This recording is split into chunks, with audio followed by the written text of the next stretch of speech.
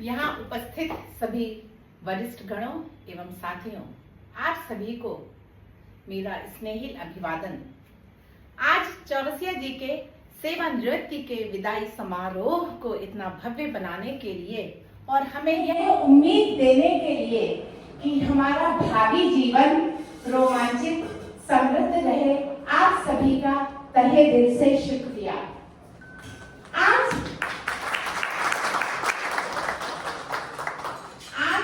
सेवानिवृत्ति के इस अवसर पर मैं मिश्रित अनुभूतियों से अभिभूत हो रही हूँ।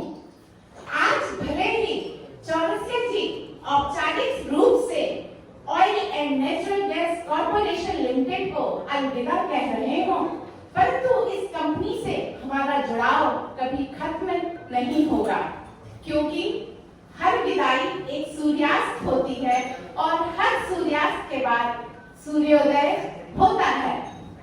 आज यहाँ से जाते हुए हम ओएनजीसी की ढेर सारी मधुर स्मृतियां अपने हृदय में संजोकर जा रहे हैं।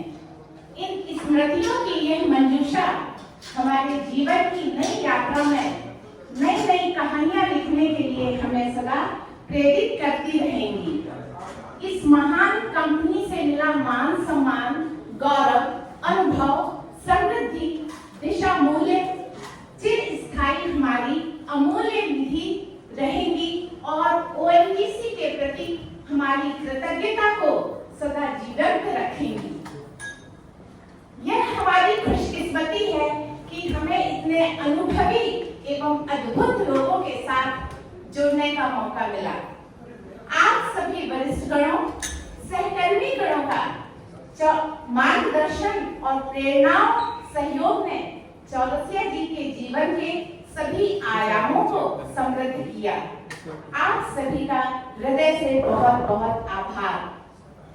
इस वैश्विक कंपनी में हमें जो सबसे कीमती चीज मिली है वह है हमारे दोस्त यानी कि आप। कहना चाहूंगी, अब ना वो महफिलें होंगी ना वो कारवां होगा, अब ना वो महफिलें होंगी ना वो कारवां होगा, बस यादों के सहारे अकेले हम और खुला आसमान होगा। आज आप लोगों द्वारा प्रदत्त स्नेह देखकर लग रहा है कि जीवन में आगे भी हम जुझारू और उत्साही बने रहेंगे। आज मैं आप सभी को चौरसिया जी के जीवन के कुछ अनछुए पहलुओं और उनके विशिष्ट गुणों से रूबरू कराना चाहूंगी। यह तो पक्का है कि घर जाकर मुझे डांट पड़ने वाली है कि मेरे ऑफिस में क्या क्या कहकर आई। तो सन 1990 में चौरसिया जी का IES इंफॉर्मेशन एंड ब्रॉडकास्टिंग में सिलेक्शन हो चुका था और वे अपने ज्वाइनिंग कॉल लेटर का इंतजार कर रहे थे। साथ ही साथ रुड़की यूनिवर्सिटी से कंप्यूटर साइंस में एमटेक कर रहे थे। इसी बीच उन्होंने temporary oil and natural gas commission को यह सोचकर ज्वाइन कर लिया था कि मेरा पॉकेट खर्च निकल जाएगा और पैतृक जिम्मेदारियों का निर्वहन हो जाएगा। क्योंकि मेरे माता पिता की मेरे विवाह की पहली शर्त थी लड़का IES होना चाहिए ताकि मुझे घर पर कभी कोई काम नहीं करना पड़े, गाड़ी बंगला नौकर चाकर सब कुछ फ्री फंड में मिले। हालांकि उनकी मेरी विवाह के लिए पहली पसंद IES देवरे का लड़का थी, अतः वह मेरे इस विवाह के विरुद्ध थे। खैर, सितंबर 1991 में चौरसिया जी की oil and natural gas commission में पहली पोस्टिंग जम्मू होती है। विवाहोपरांत 1991 नवंबर में मैं जम्मू आती हूँ। कुछ ही दिनों बाद उनके IES इंफॉर्मेशन एंड ब्रॉडकास्टिंग का ज्वाइनिंग कॉल लेटर आता है। पोस्टिंग मिलती है श्रीनगर। पोस्टिंग किसी भी हालात में चेंज नहीं हो सकती थी। उन दिनों श्रीनगर के हालात बहुत ज्यादा खराब थे। वहां जाने का मतलब था मौत को गले लगाना। अतः चौरसिया जी ने डिसाइड किया कि वे ओएनजीसी में ही रहेंगे, IES ज्वाइन नहीं करेंगे। उनके इस डिसीजन में मैं उनसे एक शेरनी की तरह लड़ी और शायद उनके साथ जिंदगी में लड़ाई में यह मेरी पहली और आखिरी हार थी। वेरी गुड, कभी तो जीता। उनका कहना था, इतना ही तुमको आईएएस का शौक है, खुद एग्जाम दे लो और ज्वाइन कर लो। कुछ दिनों बाद हमें पता चलता है कि श्रीनगर के जिस स्टेशन में उनको स्टेशन इंजीनियर बनकर जाना था, आतंकवादियों ने उसे मार डाला। जाको राखे साइया मार सके ना को। अब तो मुझे मन मारकर चौरसिया जी के साथ oil and natural gas commission में ही रहना था, परंतु आज मेरा सर गर्व से ऊंचा है। इस महारत्न कंपनी ने हमारी समृद्धि में अपार प्रचुरता लाकर जीवन में 4 चांद लगा दिए। जो भी मिला छप्पर फाड़ कर मिला। अब मैं आप सभी को चौरसिया जी के विशिष्ट गुणों को बताना चाहूंगी। थोड़ा पीछे। चौरसिया जी बेहद और है अभी? बेहद ईमानदार व्यक्ति हैं। कंपनी के लिए या यूं कहिए अप्रत्यक्ष रूप से देश के लिए। यहाँ से पहले हम जम्मू, जोरहट, देहरादून रहे। ऑफिस टाइम 9 बजे, हर हाल में ऑफिस 8:45 पर पहुंचना और चाबी लेकर खुद दरवाजा खोलना। सारे दोस्त परेशान, कॉलीग्स परेशान, भाई इतनी जल्दी क्यों जाना है? तो चौरसिया जी का कहना होता था, ऊपर वाला सब देखता है। ठीक है भाई। दूसरा ईमानदारी का उदाहरण, जब चौरसिया जी की पोस्टिंग सीसी दिल्ली में थी, मेरे बेटे को ओएनजीसी से एक स्पॉन्सरशिप चाहिए थी, तो उसने कहा दिला दीजिए। तो बेटे से बोलते हैं, देखो मैं तुम्हें प्रॉपर चैनल बता देता हूँ, कहाँ जाना, किससे मिलना, क्या करना, लेकिन जो करो अपने दम पर करो और कहीं भी किसी को ये मत बताना कि तुम ओएनजीसी फैमिली को बिलोंग करते हो। बताइए कोई ऐसा करता है क्या अपने बच्चे के साथ? अंततः उसने एक एजेंसी से मदद ली और किसी को नहीं बताया कि ओएनजीसी फैमिली को बिलोंग करता है, तब जाकर उसका ये काम हुआ। दूसरा विशिष्ट गुण है, चौरसिया जी अपने साथियों, जूनियर्स का बेहद सम्मान करते हैं, सहयोग करते हैं, उन्हें सिखाते हैं, आगे बढ़ाते हैं और उनसे कुछ भी छिपाते नहीं हैं। बीबी के लिए इन गुणों में थोड़ी बहुत हेराफेरी हो सकती है, परंतु कंपनी के लिए सेवा दिल से 100% होगी। कहना चाहूंगी, चौरसिया जी महत्वाकांक्षी तो हैं, परंतु अति महत्वाकांक्षी कतई नहीं।